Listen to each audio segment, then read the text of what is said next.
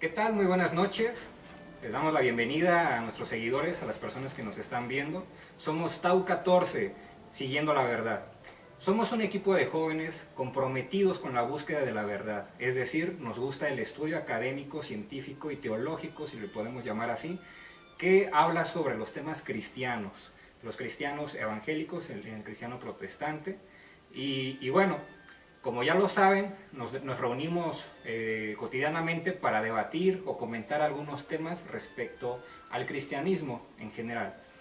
El día de hoy, en esta noche, vamos a tocar el tema fanatismo dentro del cristianismo.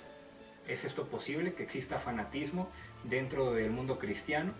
Bueno, en esta noche vamos a tocar tal vez algunos temas sensibles, algunos temas que puedan causar cierta polémica o controversia con los congregantes o con las personas que tienen un cierto criterio teológico o doctrinal del cristianismo. Sin embargo, nuestra postura es una opinión, es un comentario, no buscamos insultar ni atacar directamente a ningún pastor, ni a ningún maestro, a ningún misionero, ningún congregante, ni ninguna persona que se diga estudiosa de la Biblia. Si nosotros llegamos a hacer ciertas argumentaciones o ciertos comentarios en contra de algunas interpretaciones, es solo eso. No es de manera personal ni directa en contra de alguna persona o personas en especial o grupo de personas, sino solamente en contra de las ideas y de las interpretaciones que ellos hacen de la Biblia. No es un ataque directamente contra la Biblia o las Escrituras, sino es contra la interpretación que dan estas personas de la Biblia. Y bueno, aclarando este punto, vamos a comenzar con la mesa de debate, la mesa redonda. Para eso quisiera también yo presentar a mis compañeros, que seguramente si ya han visto estos videos, ya los conocen. De mi lado derecho es Bernardo Fuentes Herrera, el cual es licenciado en Física y Matemáticas por el Instituto Politécnico Nacional.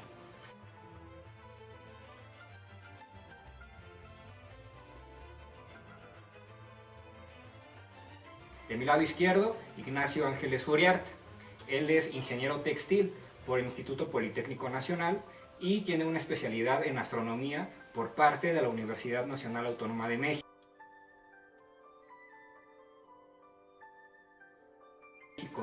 Su servidor, Jesús Eleazar González Tobar, licenciado en Relaciones Internacionales también por la Universidad Nacional Autónoma de México. Y bueno, ¿por qué ahora estamos mencionando nuestras profesiones? Si antes no lo hacíamos, pues no era, pues más bien era por humildad, por no elevar los títulos profesionales, ¿no? Hacíamos comentarios o hacemos estos videos desde una perspectiva pues cristiana, como cualquier otro congregante tal vez, y no exaltarnos con nuestras profesiones o nuestros títulos para hacer menos a las demás personas. En esta ocasión es necesario, debido a que ha habido pues muchas interpretaciones por parte de algunos pastores pseudocientíficas que tratan de extraer de la Biblia ciencia o tratan de generar ciertas interpretaciones científicas que no corresponden necesariamente a un pensamiento científico. Por eso es que hoy sí presentamos cuáles son nuestras profesiones, a qué nos dedicamos cada quien, y por eso es que buscamos tener esa, si le podemos llamar así, autoridad para poder comentar o hacer estas críticas en contra de las posturas pseudocientíficas que muchos pastores y cristianos han hecho a lo largo de la historia y sobre todo actualmente. Pero bueno, sin entretenernos más en esta presentación, quisiéramos comenzar con la mesa.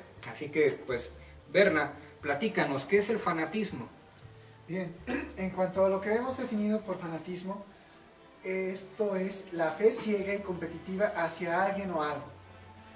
Esta fe, nos referimos a fe ciega en pensar en, por ejemplo, en los famosos partidos, en el caso de México, clásicos de Chivas contra América, y vemos ahí un desborde de fanatismo deportivo en donde cada una de los fanáticos le tienen tal fe a su equipo en que están dispuestos algunos hasta a veces hasta el suicidio ¿Por qué? Porque está diciendo, mi equipo es el mejor.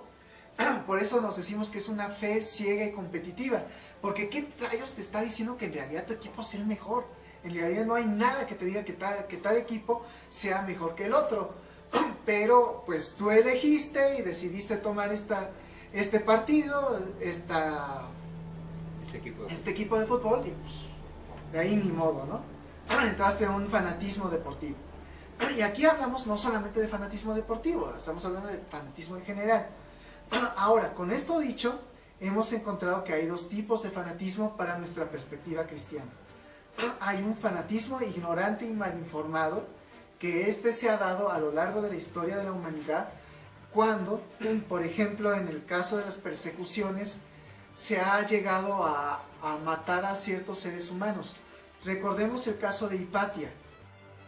Hipatia fue una de las últimas, fue de hecho la última gran directora de la Biblioteca de Alejandría, y ella terminó muerta porque un obispo se le ocurrió decir: está mal la Biblioteca de Alejandría, hay que comenzar a darle cuello a todos estos pseudocultos para este pastor, y a partir de ese momento decir todos están mal. Bien, y con esto también hablamos de un fanatismo. Ya hablé, fanatismo de ignorante, mal informado, y otro que es bajo conocimiento o informado. Con esto dicho, pensemos en los apóstoles que murieron dando su vida por Jesús. Algunos dirían, ¿pero dónde ves ahí el fanatismo? En que es un fanatismo, en que es una fe ciega hacia un rabino, competitiva, porque dicen, este rabino es el Mesías, y por esa misma aseveración de mi fe, estoy dispuesto a morir. Es un fanatismo informado en que Jesús es el Mesías, para el caso de los apóstoles. Muy bien, muchas gracias, Bernat. Resumiendo, pues tenemos el fanatismo general. Nos damos cuenta de que hay dos vertientes desde una perspectiva bíblica: un fanatismo ignorante, que es gente ciega, tiene una fe ciega totalmente, y por otro lado un fanatismo bajo conocimiento o informado, que tiene una razón, el por qué tiene esta fe ciega también, ¿no? Para esto, pues también nos gustaría que explicara a Nacho pues el antecedente histórico, dónde podemos encontrar este tipo de fanatismo ignorante, que es en el que más nos vamos a enfocar en este video. Bueno, pues buenas noches, Jesús, buenas noches, Bernat. Buenas noches. Pues principalmente el marco histórico del fanatismo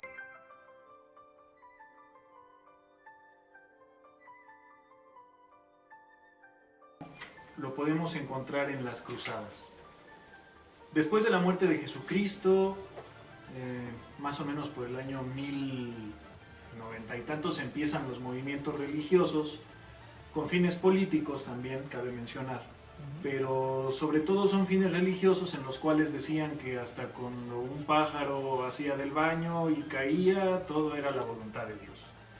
Y es ahí donde en la Edad Media vienen las cruzadas. Después de las cruzadas y todo este movimiento pseudo religioso, la Iglesia pretendió imponer el catolicismo de manera total y sin ningún miramiento. No importaban los medios, el fin justificaba todo lo que se hiciera, ¿no? Y vino la Inquisición, la cual acabó con muchísima gente. Después vinieron movimientos como la Purga, en los cuales se atropellaban los derechos de los científicos o de los que pretendían hacer ciencia en aquella época. Y bueno, llega después una persona bastante también zafada de sus facultades mentales, llamada Juan Calvino. Sí, lo siento, lo tengo que decir tal cual y como es. Impuso su gobierno en Ginebra y dijo que ahí sus chicharrones tronaban prácticamente. Y al que no le gustara lo mandaran consistorio, que el consistorio, para los que no lo sepan, era nuestra Inquisición, la Inquisición cristiana, ¿no? Literal. Para los que digan, no, es que, ay Dios mío, pobres de las personas, no, también los cristianos tuvieron su Inquisición, ¿no? Después de eso, durante la época vinieron los ataques a Cervet por parte de Calvino, y también vinieron los ataques a Castelio. Hay un libro de Stephen Zweig que lo pueden también ver en nuestra página de Facebook, que se llama Castellio contra Calvino, Conciencia contra Violencia, el cual les puede dar todos los detalles que ustedes deseen buscar. Después vinieron los 8 puntos de Lutero, que posteriormente los vamos a citar en contra de los judíos, sí, de Lutero contra los judíos. Y actualmente podemos encontrar, bueno, de la época contemporánea, está nuestro querido amigo Charles Spurgeon, el cual iba en contra de todas las cosas seculares, el teatro, maldito, ir al cine, bueno, que no le perteneció a su época, pero era maldito, ¿no? Sí. Jugar a canicas, maldito, o sea, ya todo eso era maldito. Y después vinieron nuestros amigos John MacArthur, que también tiene unas ideas que ahí les encargo. Hizo un libro nefasto que se llama La batalla por el comienzo. Que por favor, yo sé que a lo mejor van a decir, ¡ay, desgraciado! Pero no, es un libro el cual no tiene ni pies ni cabeza, no especifica bien las cosas. Y bueno, otro también, otro fanático actual es el señor Piper. Debemos de tener cuidado y generar un criterio al momento de que se leen a estas personas. ¿Por qué? Porque ellos tienen un estándar en el que bajo una mala información, sobre todo tomando en cuenta a Agustín de Hipona, bajo esa mala información de Hipona viene Calvino y después vienen todos estos reformadores radicales totalmente, pero ignorantes, y bajo esta mala información pretenden dar una mala apologética de una falsa cosmovisión. Como tal, ese es el marco histórico del fanatismo desde las cruzadas hasta nuestra época. Perfecto. Y claro, ahorita que lo mencionaba Nacho, respecto a los 8 puntos de Lutero en contra de los judíos, me permito citarlos porque nosotros sabemos, ¿no?, que tenemos a Lutero como el máximo en el protestantismo, como el que dio origen a todo este desprendimiento del catolicismo romano y da origen también a todas las demás ramificaciones del protestantismo, de las cuales hoy somos también nosotros consecuencia. Sin embargo, esta persona, Martín Lutero, que solo Dios la puede juzgar,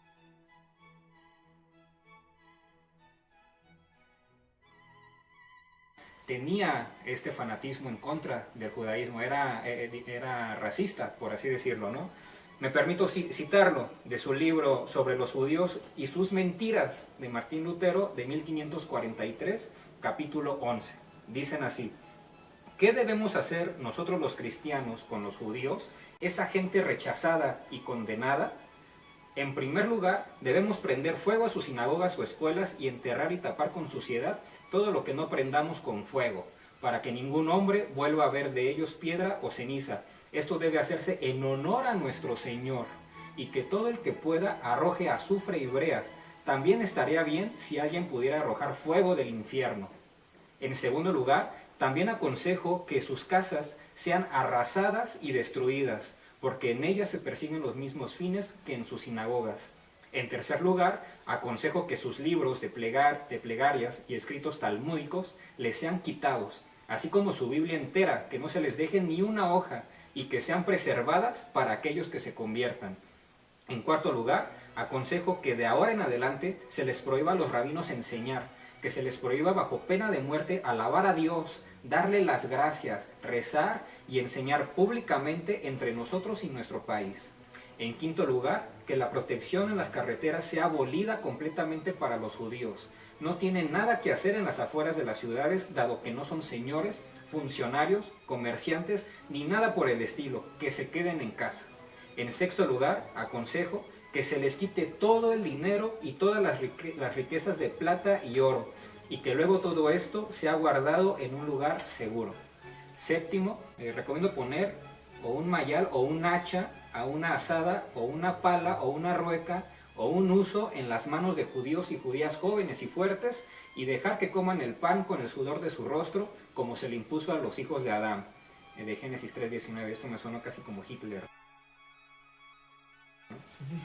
En suma, queridos señores y príncipes, quienes tienen a los judíos bajo su gobierno, si mi consejo no os agrada, buscad mejor asesoramiento a fin de que tanto vosotros como nosotros podamos deshacernos de la insoportable y diabólica carga de los judíos. No hay palabras para describir este, pues, ¿cómo le podemos llamar? Racismo religioso que existió desde Lutero, y ese mismo espíritu que tenía Lutero en contra del judaísmo se fue heredando también a sus demás discípulos, ¿no? Que hasta la fecha existe todavía mucho antisemitismo dentro de la iglesia cristiana. Y esta es una parte fundamental de lo que estamos viendo hoy, que es el fanatismo. Pero bueno, ya hablamos un poquito de lo que es el fanatismo, dimos un contexto histórico, pero ¿qué sucede actualmente, hermanos, en nuestra iglesia de nuestros días? ¿Qué podemos encontrar? Bueno, pues principalmente existen ideas equivocadas acerca de lo que es un pastor, en el aspecto de que pues el predicador prácticamente es el oráculo de Dios, ¿no? O sea, se van como Leónidas cuando pretende ir con los sacerdotes y buscar el consejo de los dioses, así ahora los cristianos llegan al pastor y piensan que literalmente el pastor es el oráculo de Dios, ¿no? O sea, lo que diga el pastor es lo que Dios está diciendo. Y casi infalible, ¿no? Sí, no, prácticamente es infalible. O sea, estamos llegando casi a Roma nuevamente, ¿no? Solamente con pequeños papas dentro de nuestras congregaciones. Esto que está ocurriendo, aún si vemos en el libro de Stefan Zweig, e incluso a Eric Kahler en Historia del Hombre Contemporáneo, de alguna manera está arrastrado de forma histórica en cuanto a lo que los reformadores pensaron acerca de cómo llevar el movimiento de reforma. De alguna forma trataron de mantener todavía el apoyo del Estado. La iglesia cristiana protestante, en particular, y digo protestante, no evangélica, porque en el caso de los anabautistas, por causa de la confesión de Copenhague, no es la confesión de Copenhague, es la confesión de Augsburgo, estos cristianos terminan siendo relegados y perseguidos.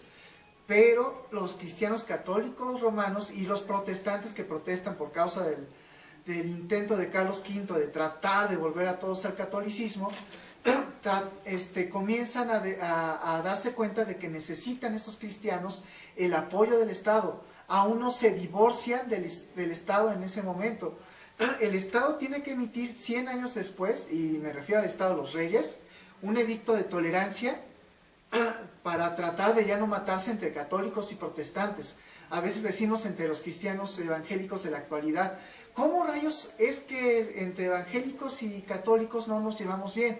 Imaginen esto en México, pero llevado de manera mucho más salvaje hace 200 y 300 años. Esto fue lo que ocurrió en Europa, hasta que se emitieron los edictos de tolerancia. Por causa de esa sola razón, estamos dándonos cuenta que los reformadores necesitaron, según ellos, el apoyo del Estado, porque así pensaron que tenían el apoyo de Dios, porque están arrastrando una forma de pensamiento teológica que origina San Agustín de Hipona, en donde en Ciudad de Dios, de alguna manera, trata de exaltar el papel de la ciudad de Roma. Pero San Agustín de Hipona no se dio cuenta que a la hora de exaltar el papel de la ciudad de Roma, está instigando a los cristianos nacionalistas a exaltar la ciudad capital que le esté dando protección.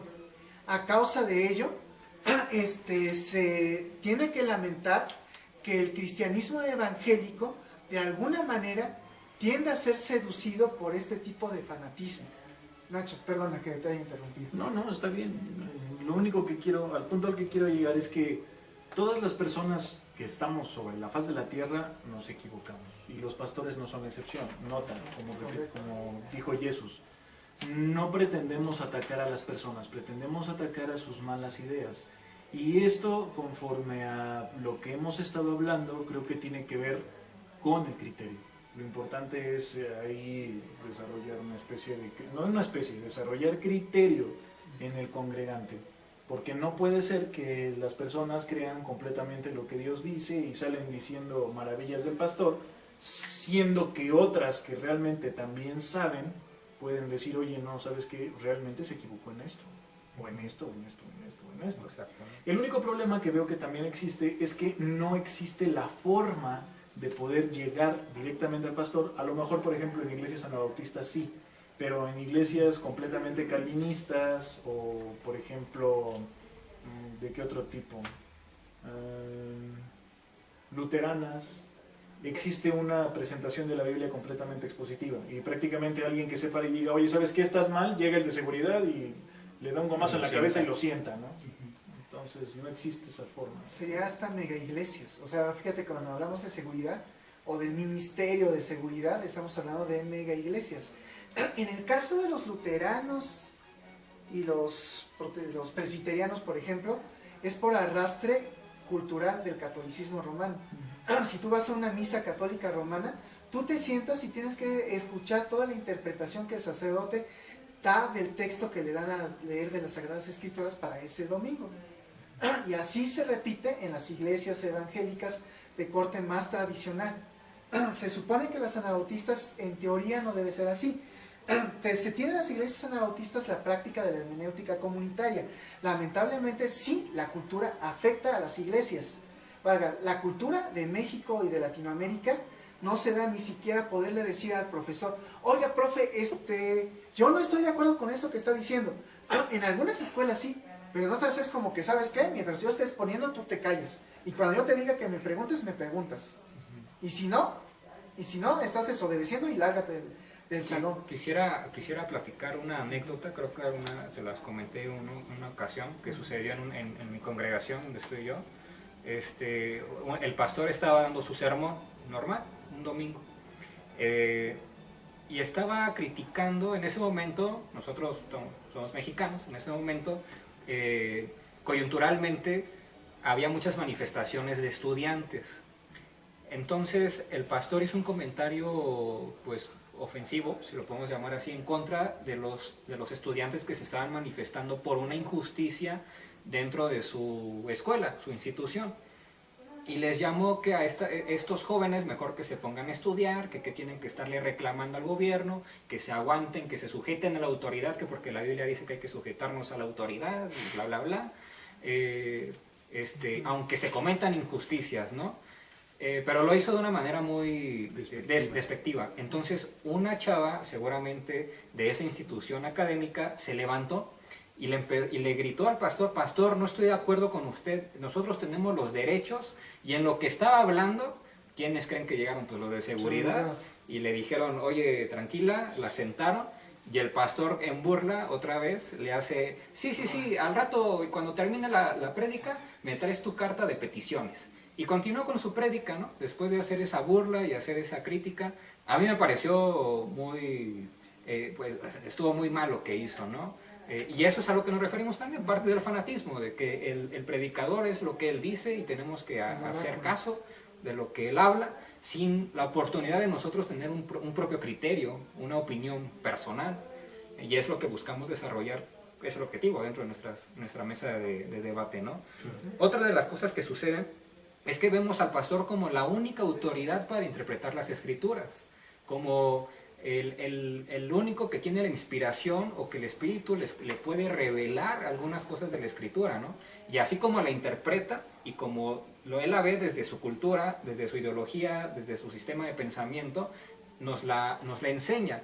Y muchas veces sí, el pastor puede estar en una correcta interpretación o en una sana interpretación, pero puede que esté incompleta o puede estar equivocada, ¿no es así? Sí, correcto. Sí, tiende a pasar mucho esto. De alguna manera estamos repitiendo, o sea, es de hecho las críticas que Stefan Zweig, yo recuerdo que repite de lo que se le hace a Calvino, cuando se dice que Ginebra se vuelve otra Roma. Los propios calvinistas tienen su literatura de respuesta diciendo, no, es que Ginebra no fue otra Roma. Pero de alguna manera, si incluso tú ves en ocasiones la literatura de los presbiterianos, se exalta demasiado a Ginebra. Recuerdo que hay un escritor protestante digital que de hecho dice Ginebra, no me acuerdo, una exaltación a Ginebra. Y comienza a exaltarse a Ginebra. De nuevo regresamos a la ciudad de Dios de San Agustín de Hipona. Estamos teniendo una repetición en donde de hecho los católicos dicen que el intérprete de las Sagradas Escrituras por excelencia Sí, es el magisterio, pero en realidad termina siendo el Papa, el obispo de Roma. Es el que tiene la primacía sobre el clero, sobre el magisterio. Y por lo cual hace la interpretación que es palabra de Dios ex cátedra. Por eso no puedes tú contrariarlo. No puedes tú contrariar al Papa de Roma. Pero lamentablemente la Reforma tuvo esa incompletitud de que los pastores se vuelven ahora sí que los papas de la mínima Roma, de la Roma chiquita. O bien, en el caso de los reformadores, los papas de la ciudad de la Reforma. Zwinglio en Basilea, Calvino en Ginebra, Lutero me parece que es ahorita no recuerdo, en Alemania. Y en este sentido se está repitiendo el mal que tratan de erradicar los reformadores. Eso es una crítica que se hizo desde hace mucho tiempo y que parece que en algún momento dado se pudo por el edicto de tolerancia minimizar, pero encontramos ya con las críticas que se están estableciendo en este momento, aún no se pueden erradicar ese tipo de pensamientos dentro del cristianismo. Lo que pasa es que en ese aspecto creo que lo que quieren gran parte de los pastores, y perdón que lo diga, es que el changarro no se les caiga. Porque al no tener un control, digamos, duro de la grey, entonces se tiende a un desorden. Y mentalmente hay muchos cristianos que dicen, es que estás fuera de orden, Sí. estás atravesando la ley, con el dedo así lleno de anillos. Sí, señor, el reloj. El relojzote, estás fuera de la ley.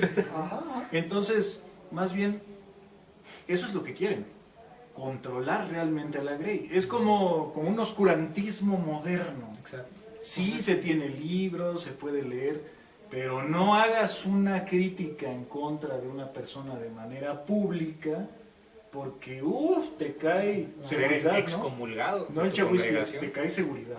Acá en el consistorio moderno. Sí, no, ten cuidado con ese aspecto. Pastores, es importante que haya un control, sí, pero ni Dios tiene un control tan exhaustivo. Me refiero a que permitan que las personas tengan un criterio.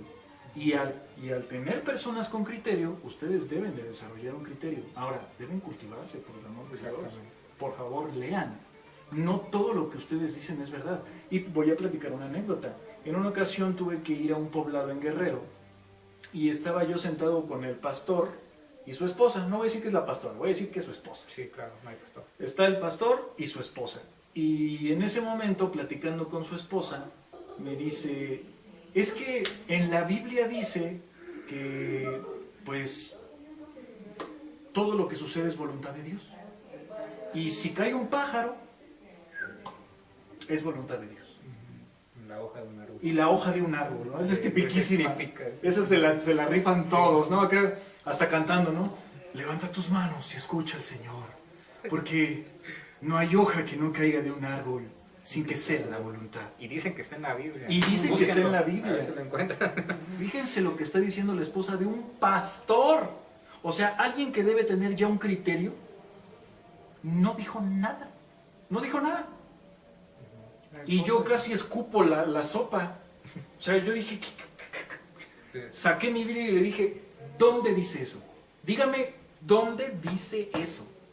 No, bueno, lo quiere dar a denotar. No es cierto. Tampoco lo quiere dar a denotar. Entonces hay una falta de conocimiento hasta por parte del pastor y de su esposa, ¿no? No, y no se diga el fundamentalismo que existe dentro del cristianismo de interpretar literalmente las escrituras. Y Sí, no sé si vayan a esa parte. es que quiero añadir un poquito. Es que eso tiene un arrastre cultural, histórico, en cuanto a lo que San Agustín escribe en, ¿cómo se llama? En obras filosóficas, puede buscar en obras filosóficas, que le escriben una carta a uno de sus primos en que dicen que lo que nosotros pensamos como fortuna en realidad es providencia de Dios. Valga, cuando se piensa esto del pájaro cayendo, que sí lo dice Jesús, pero lo tratan de extrapolar más allá de lo que Jesús está diciendo, por tratar de decir lo que ellos piensan que es correcto teológicamente. Piensan que teológicamente correcto es decir, que hasta el movimiento del electrón en el átomo ha de ser voluntad de Dios el cómo se mueva de un lado a otro, cómo en su interior están los estados degenerados moviéndose, y todo eso debe ser voluntad de Dios, por dónde se mueve, si por la derecha o por la izquierda, o al derecho o al revés, si tiene que ser de spin 1/2 o de spin -1/2, todo eso tiene que ser voluntad de Dios de manera tan minuciosa, de tal forma en que uno dice, oye, no manches, ¿has visto que existe el principio de incertidumbre? ¿Dónde quedó la mecánica cuántica en todo esto? ¿Dónde quedó el azar? San Agustín dice, no existe el azar, existe solamente la providencia. Cuando eso ocurre, llegamos a ese tipo de conclusiones erróneas y literalmente pseudocientíficas. Ahora, también hay otra parte que me gustaría citar.